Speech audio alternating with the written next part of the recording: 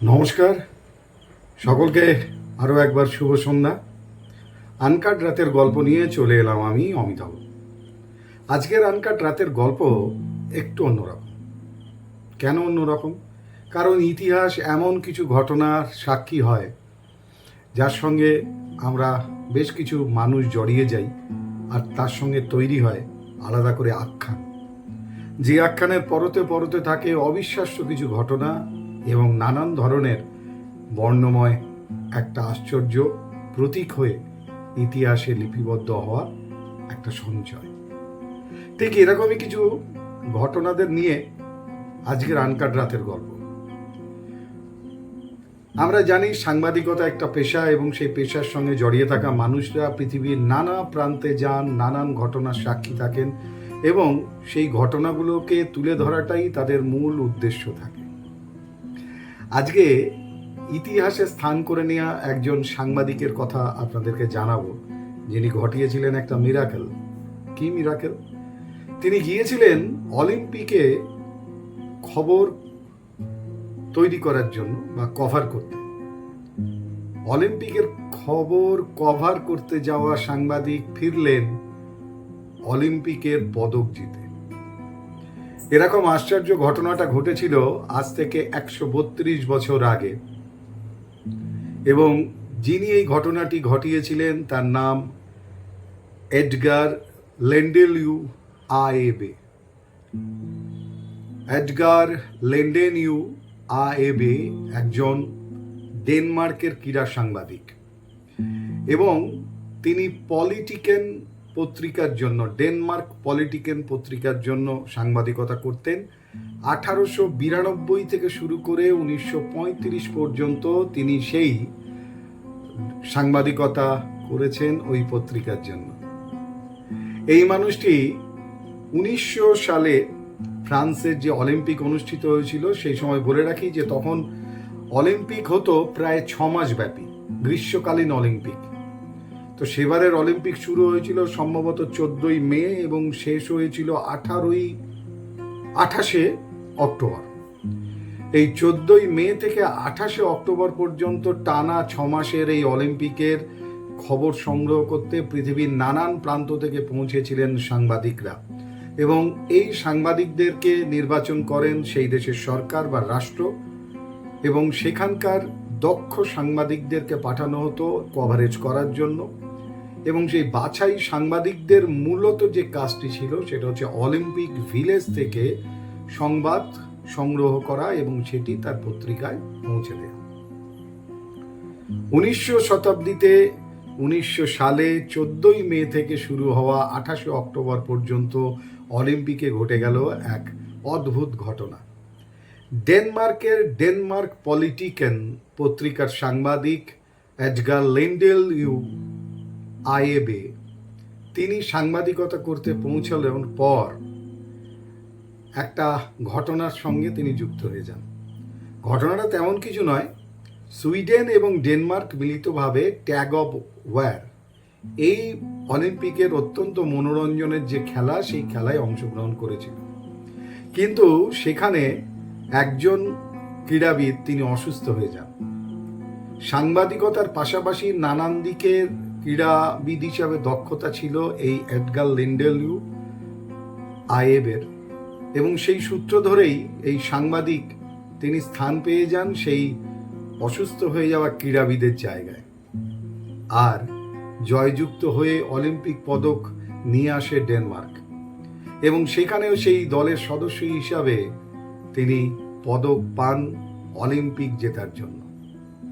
ঘটনাটা ইতিহাসে একটা আলাদা করে সংরক্ষিত অলিম্পিকের ইতিহাসের ঘটনা, কারণ সাংবাদিকতা করতে গিয়ে বা দায়িত্ব পালন করতে গিয়ে এভাবে অভূতপূর্বভাবে পদক জিতে দেশে ফেরার যে গর্ব এবং আনন্দ, সেটা অনেকের থাকলেও কেবলমাত্র তার নিজের ঝুলিতে তিনি পুড়তে সক্ষম হয়েছিলেন এই ডেনমার্ক পলিটিকেন পত্রিকার সাংবাদিক, ক্রীড়া সাংবাদিক, দক্ষ ক্রীড়াবিদ এডগার লেন্ডেলিউ আয়েবে। এরকম ঘটনা খুব কম ঘটেছে, এবং ঘটনার সময়কাল আর জায়গা 1900 সাল, প্যারিস। এই প্যারিসের প্রসঙ্গ যখন এলো, তখন প্যারিসের জন্ম নেওয়া আরও একজন মানুষকে নিয়ে পৃথিবীতে এখনও সেই মানুষটার অমর হয়ে থাকার একটা ঘটনা আপনাদের সামনে এরপর নিয়ে আসে। প্যারিসের প্রসঙ্গ তো উঠল। প্যারিসে জন্ম হয়েছিল একজন মহিলার, হ্যাঁ, এবং পরবর্তীকালে তিনি বিশ্ববিখ্যাত হয়েছিলেন। এবং আজকের দিনে যারা আমেরিকায় যান, নিউ ইয়র্কে যান, পৃথিবী ভ্রমণের জন্য যান, এবং যারা যান না তারা সকলেই যেটা জানেন সেটা হচ্ছে যে এই আমেরিকাতে নয়, সারা বিশ্বের বুকে যে মূর্তিটি আজও গর্বের এবং অবাক করে দেয় মানুষের, লক্ষ লক্ষ কোটি কোটি মানুষ সেই মূর্তিটির কাছে পৌঁছানোর জন্য ছুটে যান অনেক টাকা পয়সা খরচ করে, এবং দু চোখ ভরে তাকিয়ে দেখেন সেই অদ্ভুত সৃষ্টি যার নাম স্ট্যাচু অফ লিবার্টি। জানেন, এই স্ট্যাচু অফ লিবার্টি যেটি আমরা দেখে থাকি, তার অবয়ব বা মুখটি কার, তার প্রসঙ্গেই বলবো। তিনি একজন বিশ্ববিখ্যাত নারী, হ্যাঁ, তার নাম আপনাদের সকলেরই জানা, তবু আরেকবার তার নামটা আপনাদের জানাই, ইসাবেলা বোয়ার।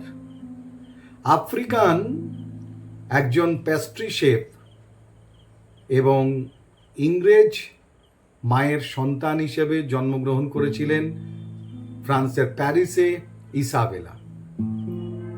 অদ্ভুত সুন্দরী এবং অদ্ভুত ব্যক্তিত্বের অধিকারিণী হওয়ার কারণে তিনি সকলের আকর্ষণের কেন্দ্রবিন্দুতে পৌঁছেছিলেন খুব অল্প বয়সে। ইসাবেলার ব্যক্তিত্ব আর তার অপরূপ সুন্দরী হওয়ার দৌলতে তার প্রেমে মোহিত হয়েছিলেন বিশ্ববিখ্যাত সেলাই মেশিন প্রস্তুতকারক সংস্থার ধনকুবের, যার নাম আইজ্যাক সিঙ্গার। যে সিঙ্গারের সেলাই মেশিন আমরা দেখে থাকি, মূলত সেটির যিনি প্রথম আবিষ্কারক বা প্রথম যে সেলাই মেশিন কোম্পানির মালিক, তার নাম অনুসারেই এই মেশিনের নাম সিঙ্গার, কারণ তার নাম ছিল আইজ্যাক সিঙ্গার। 50 বছরের আইজ্যাক সিঙ্গার বিয়ে করলেন 20 বছরের ইসাবেলা বোয়ারকে, এবং তারপরে বেশ কিছুদিন পর সাংসারিক জীবন কাটানোর পর মারা যান আইজ্যাক সিঙ্গার, এবং তার সমস্ত সম্পত্তির মালিকানা পান এই ইসাবেলা, এবং খুব অল্প দিনের মধ্যেই তিনি হয়ে ওঠেন ধনী, এবং সেই মুহূর্তে দেশের সবথেকে ধনী নারী হিসাবে তিনি ছিলেন সকলের কাছে অত্যন্ত পরিচিত। এই সময় ইসাবেলা বিশ্ব ভ্রমণে বেরোন, নানান প্রান্তে যান। ইতিহাসের প্রতি তার গভীর যে চর্চা, তার থেকে তার একটা আলাদা ব্যক্তিত্বের সঙ্গে যুক্ত হয় ইতিহাসের তার যে একটা গভীর জ্ঞান। অসামান্য সুন্দরী, তার সঙ্গে ইতিহাসের উপরে এরকম দখল, এরকম একটা মানুষের সহচার্য পেলে সবাই রীতিমতো পুলকিত হতেন, আনন্দিত হতেন, উত্তেজনা বোধ করতেন।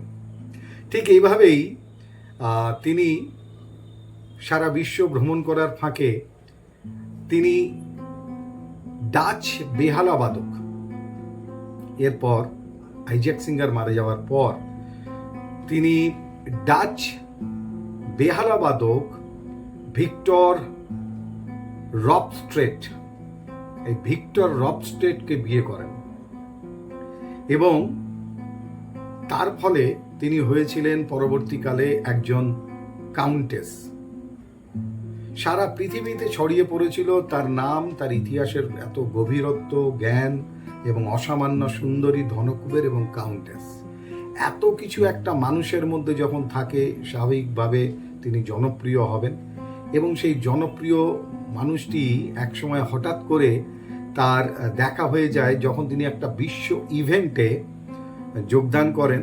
তখন সেই বিশ্ব ইভেন্টে উপস্থিত ছিলেন ফরাসি ভাস্কর, যার নাম ফ্রেডরিক বার্থোল্ডি।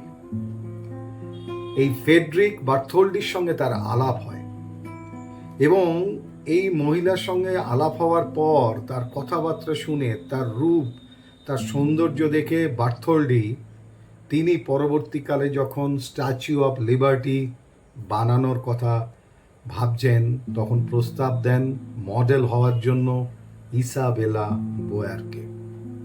এবং তারপর যে মুখটি স্ট্যাচু অফ লিবার্টিতে আমরা দেখতে পাই সেটা সেই ইসাবেলা বোয়ারের।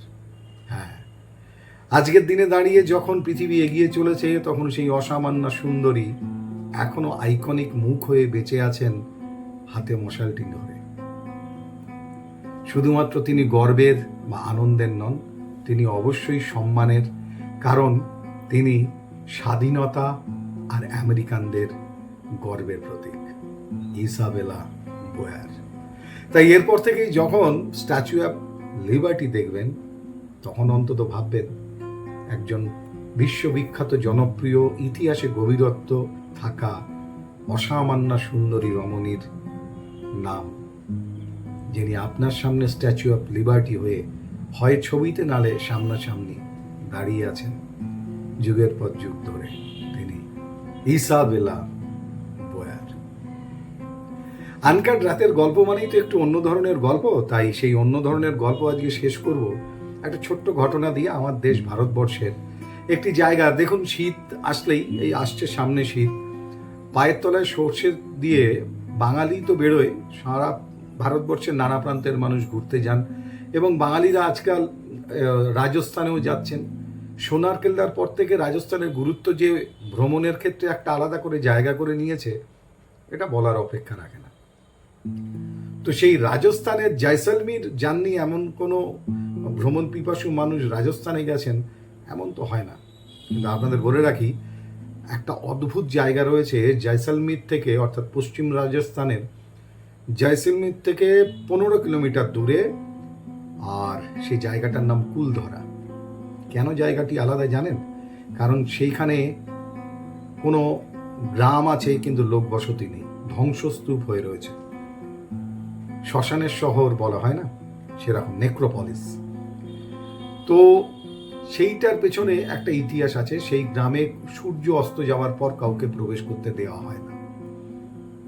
আসলে এই ইতিহাসের ঘটনা জানতে গেলে আপনাদেরকে চলে যেতে হবে 1291 সালে, যখন এই কুলধরা গ্রামটি প্রতিষ্ঠা পায়। সুলতানি যুগের আমলে সেই কুলধরার বিশেষ এক সম্প্রদায়, যারা পলিওয়াল ব্রাহ্মণ বলে পরিচিত ছিলেন, তারা এখানে বসবাস করতেন। মূলত এনারা ধনী ব্যবসায়ী এবং কৃষি কার্যের উপর তাদের একটা গভীর জ্ঞান থাকার জন্য তারা সম্মানের অধিকারী ছিলেন। এইখানে 84টা গ্রাম ছিল কুলধারা এবং তার আশেপাশে। কেন এই জায়গাটা ভুতুড়ে গ্রাম হিসেবে চিহ্নিত, তার পেছনে একটা লোকগাথা আছে।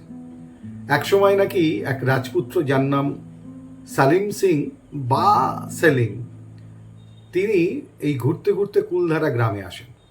সেখানে এক অসামান্য রূপতীকে দেখে তিনি মোহিত হন এবং বিয়ে করতে চান। জানা যায় সেটি ওই গ্রামের সর্দারের কন্যা, এবং তিনি তাদেরকে রীতিমতোভাবে জোর জবরদস্তি করতে শুরু করেন। যদি তার সঙ্গে বিবাহ দেয়া না হয় তাহলে তিনি এই গ্রামের কাউকে আর আস্ত রাখবেন না, বা তাদের কাউকে আর বেঁচে থাকতে হবে না, এবং বাধ্য করেন যে তাদের উপরে বেশি কর চাপানো হবে। এই ঘোষণার পর রাতারাতি নাকি সেই কুলধরা গ্রামের সর্দার আরও আশেপাশের 83টা গ্রামের যারা মাথা, তাদের সঙ্গে বসে আলোচনা করে ঠিক করেন যে তারা এই গ্রাম ছেড়ে দেবেন। কিন্তু অদ্ভুত ব্যাপার কি জানেন? তারা এই গ্রামে তাদের যে ছেড়ে দিয়ে চলে যাচ্ছেন, এটা কেউ কোনোদিন দেখতে পায়নি।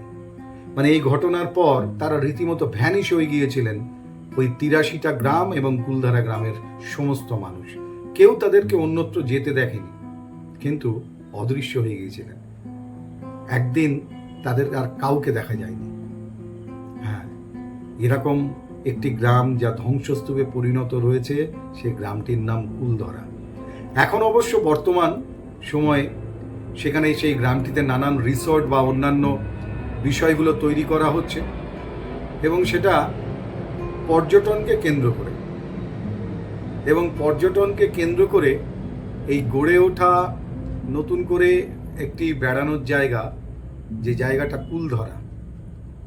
যারা শীতে বেড়াতে যাওয়ার জন্য রাজস্থানকে পছন্দ করে রেখেছেন, তাদের বলবো, এই হঠাৎ করে অদৃশ্য হয়ে যাওয়া 83টা গ্রামের বাসিন্দারা কোথায় গেল আজও কিন্তু কেউ ব্যাখ্যা দিতে পারেনি। সেই অদ্ভুত গ্রাম যেখানে সন্ধে নামলেই নাকি মানুষ যাওয়া বারণ ছিল। এক অদ্ভুত ভয়ঙ্কর গায়ে কাঁটা দেওয়ার পরিবেশ পরিস্থিতি তৈরি হতো। সেই গ্রাম আজও কিন্তু একটা অদ্ভুত প্রশ্নচিহ্ন নিয়ে আমাদের সামনে রাজস্থানের বুকে দাঁড়িয়ে আছে। একসঙ্গে ৮৩টা গ্রামের লোক অদৃশ্য হয়ে গিয়েছিল, কেউ তার ব্যাখ্যা দিতে পারেনি। হ্যাঁ, যারা রাজস্থান যাবেন বলে ঠিক করছেন তারা অবশ্যই পশ্চিম রাজস্থানের জয়সলমীর থেকে ১৫ কিলোমিটারের দূরে অবস্থিত এই ভুতুড়ে গ্রাম বা এই আশ্চর্য গ্রামটা একবার ঘুরে আসবেন।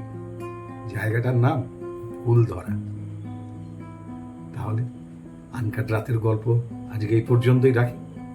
আগামীকাল আবার কোনো অজানা কিংবা অবাক করা বা আশ্চর্য কোনো ঘটনা নিয়ে আবার চলে আসবো আপনাদের সঙ্গে আনকাট রাতের গল্পে।